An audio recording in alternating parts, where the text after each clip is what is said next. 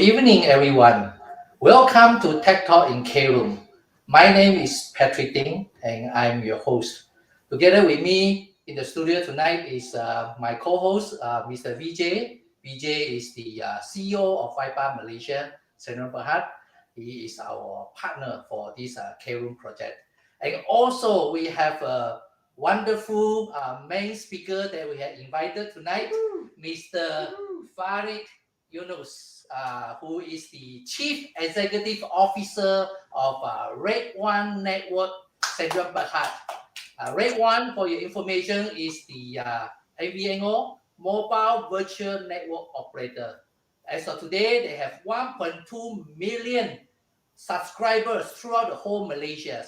So later on, we will have a fireside chat together with Farid, and Vijay and myself will throw in some questions that he will share with the audience. But before we do that, I also want to introduce our moderator, Dr. Ahmad Moradi, who is coming live from USA, Florida, USA. Dr. Moradi, thank you for joining us again. Thank you. It's a pleasure to be with you. So Farid, to kick it off, could you tell our viewers and our audience when was redONE established and what was the vision when redONE established this mobile network? Well, redONE has been around since 2012, which is when we started. We basically a virtual mobile operator. We buy wholesale access from the main telcos, but then we sell the services using our own name, our own product, our own customer service, our own billing. So basically, I buy wholesale from Digi, and we have our own services. There are only 3 MVNOs, I think, in Malaysia, virtual operators, and we are the only postpaid MVNO, and we are the biggest in Malaysia. We also launched redONE Singapore in 2019, and we launched redONE Thailand in 2021. Because our vision is to create a single SIM for the whole of ASEAN. So you don't need to roam, no roaming charges. One SIM can use ASEAN like you roam at home. Our mission is to make money for our partners, our dealers, and for our staff. Yeah, that's our mission, make money. Just like KROOM, our mission is to make money. But could you share with our audience what are the mobile plans that redONE now is selling? Well, when we first started in 2012, we launched with the cheapest postpaid plan at 8 ringgit a month. You can't find a postpaid plan at 8 ringgit. In fact, you can't even find a prepaid plan at 8 ringgit. And we still have a few 100,000 users using this 8 ringgit plan. Of course, it's not our best seller. Our best seller is our hybrid 50 ringgit, unlimited data, unlimited calls, unlimited everything. But it's really a commodity. These days, mobile plan, mobile data, mobile voice, it's become a commodity. Everyone uses, and it becomes a race to the bottom who offers the cheapest price. Which is why at redONE we diversified to beyond non-telco services. We do money lending now. You want credit card, you can buy from me. You want insurance, you can buy from my agent. All sorts of non-telco services. Yeah. So basically, redONE has diversified from the mobile business to other businesses. Farid, I also understand that redONE is going into this, besides having these mobile plans and all this. But obviously, the conversation that we are having tonight is talking about the communication and collaboration in this digital economy. So could you tell us a little bit about the vision or the goal or plan of redONE in digital economy? Well, I think the pandemic created a big boost for virtualization. Everyone moved from the office to doing Zoom calls and KROOM discussions. But interestingly, I just read recently that even Zoom itself, the company, has asked their staff to come back to the office. The irony of it, Right. Zoom has asked their staff, now you have to come back to the office at least 3 days a week or something like that. So at redONE, we still practice somewhat of a hybrid.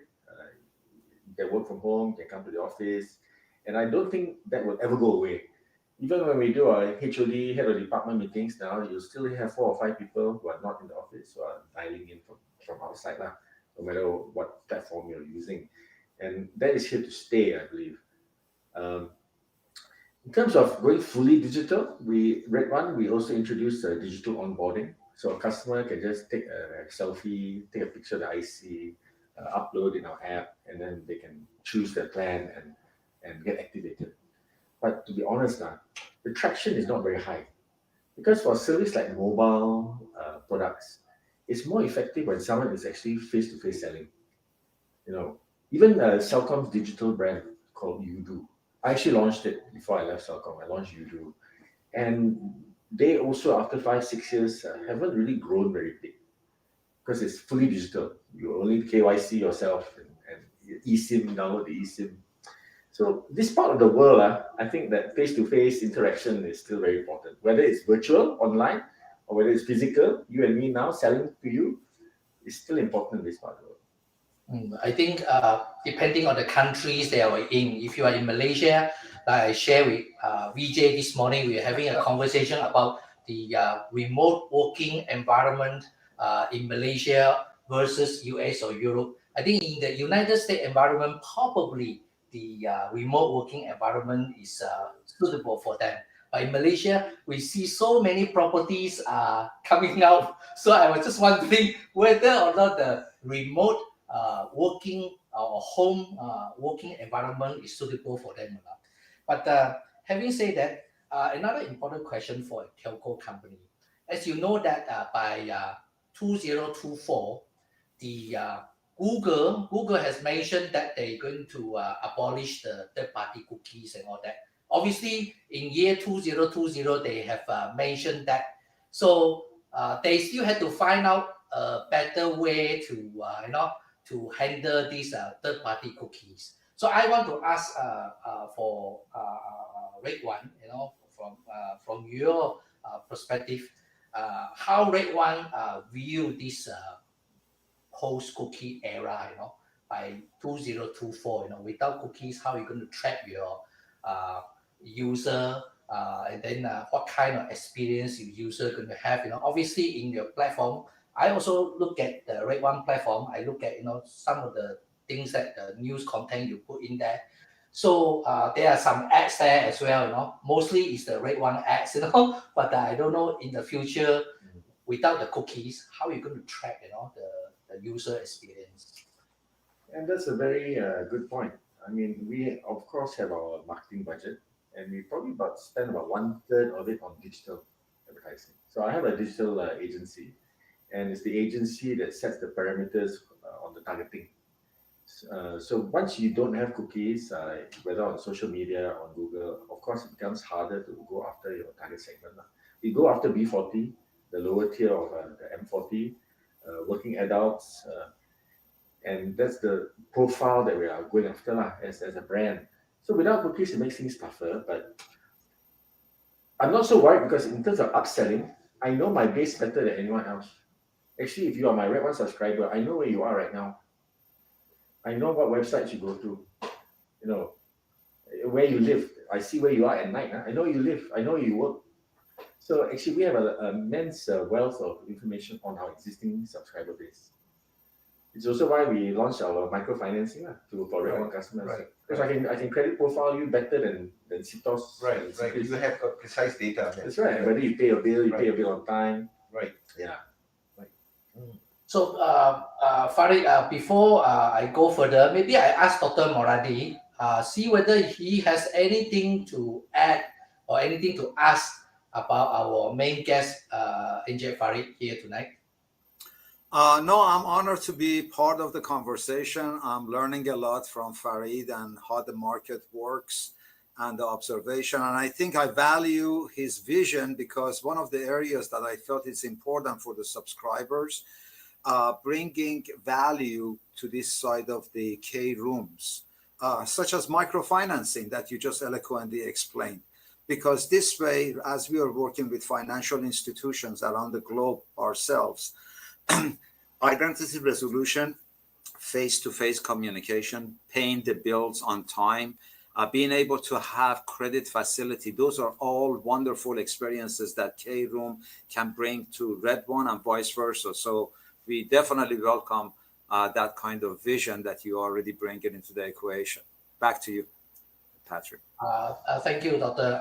Vijay. Yes, Patrick. You have any comments on what Farid had just mentioned about the microfinancing or that? Like Dr. Murali elegantly said that his vision and his objectives and mission going forward with the microfinance is very visionary, and it will really help the B40 group going forward in digital economy. And I would just like to add on the privacy and security for the B40, whereby using KROOM and blending, creating a hybrid model with redONE, and for their subscribers would be a value-added proposition in the microfinance. But I think he's already got it right. Over to you, Dr. Murali. If you've got anything to add on. Oh, no, I'm fine. The most important thing is also in the future when there is value, where we feel KROOM really brings collaboration, broadcast, and communications together all in one. And it enables to provide real-time news, to be able to read, like we are doing right now with Borneo Post in this room, as audience are watching, with the sidebars that we are bringing as call to actions and ways to serve the clients and the subscribers. I think this relationship between KROOM and data privacy and the security and redONE are a natural path to explore serving the market that you refer to as B40. Back to you, gentlemen. Right. I also like to add on, there's a lot of new monetization venues that can be taken advantage of as an opportunity in KROOM. And if you observe here, we have got the left-hand side right bar, where you've got the newspapers, you've got the right-hand side bar for the collaboration, and you've got the header bar for e-commerce. Now, KROOM will provide the users, the subscribers, a space within the internet away from the noise, where they have got a personalized space. They can do all their digital economy requirements with privacy and security. So I think, again, adding on to the vision and the mission that you have so eloquently explained as a visionary would be an add-on advantage to the users of redONE in the future. Over to you, Patrick. Yeah, I just want to ask Farid about this, because they mentioned about the private and security. Probably Farid will also ask me, what do you mean by private and security? And also the question is like nowadays a lot of the people are using different platforms, not just mobile and all this, but talking about getting hacked, or getting scammed, all this kind of thing, What is the redONE strategy to prevent, or rather to ensure the redONE customers that they are highly encrypted, environment? What are your plans and in this area of private and security area? I think people are moving into that kind of environment. Well, as a telco, we actually have very strict rules around PDPA, personal data protection, and because we take people's IC code. Right. Yep. And we are under Malaysian law. We have to keep these records for about 7 years. And so we have been, people have tried to hack us before. Yeah, people have managed to breach one of our minor platforms, which didn't have much information inside. But it's happened. We have very active cybersecurity penetration testing in order to maintain at least 3 levels of security for our core subscriber data. We are, because also at one time we were going for a listing, and so we had to comply to all the IT audit, etc., etc. So, redONE customer, rest assured, your data is more secure than at the other fellas. A lot of Malaysian companies these days get hacked. I won't say who lah, but you know who lah. A lot of companies in Malaysia got hacked. But redONE is very, very secure. We have very active penetration testing. I think, I'll be very frank with you. What is the difference between KROOM and say I sell on TikTok or I sell on Facebook Live, I do a broadcast on Facebook Live? How is KROOM different from that? Well, KROOM offers you the privacy security, I'm sure and TikTok is very secure. Facebook also very secure. that's a question that we have to see. If they were so secured, I don't think so. The European Union would come up with laws and privacy rules like GDPR, and they have to take further to harness the hyperscalers and the big techs into dominating the environment, because privacy and security means we have always advocated privacy and security from the day that corporations were incorporated. And when we say it's private and secure, because all of the softwares, our cloud softwares, has got no download, no install, and has got no apps. So that's the first layer of privacy and security that we have taken care of for the users. So moving away from the apps. Now I interview you. Yeah, it's okay. No, it's okay. That's why it's called a fireside chat, right? So that's where you have the advantage. And now you also have got the interaction in KROOM that is not available in TikTok, that's not available in Facebook, and you are able to do so many other things inside KROOM that is not available there. Such as, well, you see on the right-hand side, collaboration, you've got Twitter, you've got Facebook, you've got Instagram, you've got WhatsApp, you've got ChatGPT. Okay, you know who is in the room, and you can redirect them. Okay, they can have their own channels, and then you have got the e-commerce header bar. And then completely free to use. There are a few elements that I think it needs to be added into the equation. Is that beyond privacy security, which is the foundation, the real meaning of KROOM is interaction with KPI, key performance index, that it allows keeping people interested, keeping people involved, inspired, and then bringing that kind of value that content drives the excitement, because obviously content becomes the king. More importantly is the interaction of three variables that it creates a new paradox for the advertisers, brands, and sponsors. For instance, guaranteed eyeballs. Without our presence, there is no storytelling, right? So we know the eyeballs are there. Guaranteed time that we spend together, right? That becomes unit of measure as well. And then guaranteed content that we deliver to the audience. So when you look at those guaranteed times, we deferred into a protocol that I filed a provisional patent back in 2013 against CPM, CPCs, and other metrics for the measurement of advertising. We called it ICPT, interactive cost per time. Fundamentally, Farid, on security that you mentioned, we looked at it from a consumer side, and we said, well, no matter whether you live in Malaysia or I live in United States, God has given each of us 24 hours, right? You can't take that and say, hey, Farid got 18, I got 36. Doesn't work that way, right? So let's use that as a unit of measure. And then we, as human, what do? We create filters, right? When you go to a grocery shopping, you know what you want, so you have your preferred brand, right? And you just filter every other brand that you bypass, picking out what you want, right? So that trust that has been built between you and the brand becomes sacred. And through interactive cost per time, when you create a D2C, a direct-to-consumer experience, like, from your Mercedes dealer, when you have a room and you meet with your auto dealer, with your parts department or service department, you begin to use that room for that part of a service, because that is a service provider brought to you by your dealers. Or alternatively, when you're looking at a broadcaster of a publisher like this, where has earned its trust over the last 60 years by bringing honest opinion, but now we are moving into a transformation that privacy has been violated in Malaysia, for instance, with the data breach, as you know. So bringing that into a new paradox with the first-party data and maintaining the integrity and being the news provider as they have been, then it gives the vicinity. And then on top of that, one of the things that you mentioned, which we work, and I have worked in 43 years in the data security market, is the creation of opportunity where you can build onion layer security. And then we can protect that. So integration of that always comes from the rights management. Example, let's say you have your database on redONE, right? and this is your sacred database. You don't want to share that with anybody. In fact, you protect it, just like you mentioned. And now you want to connect that to the KROOM, but you don't want that data to be replicated in here without your authentication verification.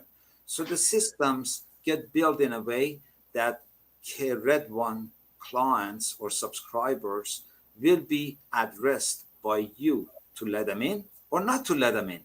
If they are allowed to come in, then they enjoy the amenities that KROOM provides. And if not, they get routed back to a landing page that you provide for further and additional help or instructions. This kind of area, it becomes very sacred because we keep the data of the clients completely independent from the services. So at any time that we decide that this relationship has to be bringing additional services, the trust factor is always by the data service provider, such as yourself. Back to you. Thank you, Dr. Muradi, for the wonderful explanation on the data clean room, the KROOM. But I want to ask Farid about this question. Now, I understand that redONE has about 1.2 million subscribers throughout the whole Malaysia, without counting other countries. But are there any plans to expand, or are there any goals to achieve? I don't know what are the achievements for redONE from 1.2 million to 3 million or 2 million? I don't know. Farid. Why stop there? Why stop there? Yeah, good question. Malaysia has what, 30 million population? Yeah. But actually the average number of SIM cards per person is about 1.5. So actually there are 45,000 lines out there for 30 million people. So if I only got 1.2, I got another 43.5 that I can capture. What's your best selling plan right now in redONE? We recently relaunched our 38 ringgit plan. That's the best selling one. You get 65 gig, and no one can use 65 gig. Very, very few people use 65 gig. The average in Malaysia is about 20 plus. I use 40 gig. You are special. Stop watching all those videos. Yeah, I stopped TikTok a long time ago. But the average is about 25, 27 gig. So 65 gig is more than you actually need. And when it comes to 5G, 5G gives you faster speeds. I tell people, so what? Your YouTube video isn't going to play any faster, whether it's 4G or 5G. Your people watching videos on a small screen, you don't need 5G. Even 3G last time is good enough. 2-3 Mbps is good enough for a small format. It's not like a HD TV 1080 that you need high resolution. So 5G is more for Internet of Things. 5G is about low latency. The signal takes a faster time to travel. Things like self-driving cars. You need instant response. Then you need 5G. But for ordinary Joe watching TikTok on his phone, 5G is meaningless. But you will use more data with 5G. Okay. The other question before Vijay. Go ahead. Sorry. Go ahead. No, I was just thinking, how do you see redONE transitioning to become from a telco to a techco? Do you see the transition happening or going forward? Do you have that vision going forward? Well, that's why we began diversifying, not just geographically, but also in terms of services into microfinance, etc. But traditionally, telcos are the most risk-averse traditional fellas in the world. Right. You can go back to the beginning of time. Huge companies like Vodafone tried to do their own walled garden content services, all failed. Right. Even NTT Docomo, they were doing well with the content for a while, but end of the day, you cannot really beat the creativity of the OTT guys, people like Facebook, YouTube, TikTok, the one that just ride on the excess. They're way, way more creative, and telcos will forever be dumb pipes, just providing you the access. Right. Yeah. So again, coming back to your earlier question on KROOM, that's where KROOM stands out, because now we are giving you the user-generated content opportunity, and then it's a platform versus an app. So digital economy runs on the platform. So these are all the variables that can happen within KROOM, and how it can become a good value proposition, adding on to the business models that you may have and you may want to introduce to the users. I think you know better than I. It's chicken or egg. Chicken or egg, which comes first, right? In order to get the eyeballs, you need the sufficient volume. Right. To get the volume, you need eyeballs. Right. Yeah. There are so many apps and app developers that have failed. For every TikTok out there, there are 1,000 failed platforms. You know, Yeah, that's true. how do you become that one? Right. That's the key that you all need to solve for. Right. I'm very blunt. It's okay, no issue. But I want to ask you second last question or last question. The nowadays all the corporate, I see a lot of corporate, not only in Malaysia but throughout Europe or even United States, we are talking about the environmental protection, talking about social, CSR and all this. Is there any plan for redONE to to do this kind of services, to build up your environmental and social activities and program in the country that you are operating, like Malaysia or even Thailand or Singapore? Well, in Malaysia, we already have undertaken an ESG audit. We've got an ESG score, enterprise social governance.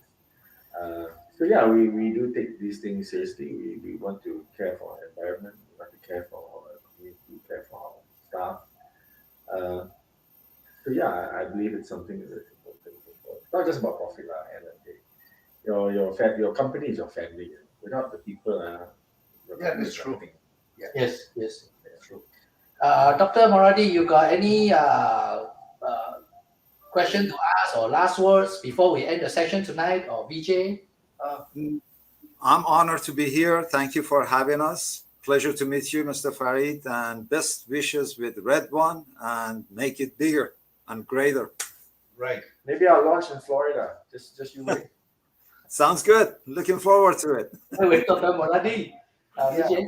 Yeah, likewise. I think we have pleasure having you here in the show today and sharing your thoughts. And we have got aspirations for redONE to conquer the whole world, not only ASEAN and Asia, with your vision and visionary leadership. And with that, I would like to say thank you again. Over to you, Patrick, for the closing. To our audience, thank you so much for joining us tonight. Thank you to our main speaker, En Farid Yunus, who have been so kind in sharing with us all the information about redONE and his thoughts about the vision and goals of redONE. And please, if you have not subscribed redONE, I'm here to promote. Go there. They are the best MVNO in Malaysia. Start saving money. Start saving money now. Yeah, and Dr. Moradi, thank you for joining us from Florida. Yeah. And VJ, thank you also. To our audience, thank you so much. Remember to join us on our next session, which is on September 14 at 8 p.m. as well. And our topic for September 14 will be on the new era of training and education. And we have a Z generation speaker who is, I think, 26 or 27 years old, coming and join us. And he will be our main speaker. And if you have any questions or doubts or anything, please do not hesitate to post your question on our Facebook, our IG. And with that, thank you so much again. And stay positive, stay inspired. Thank you so much. Bye-bye.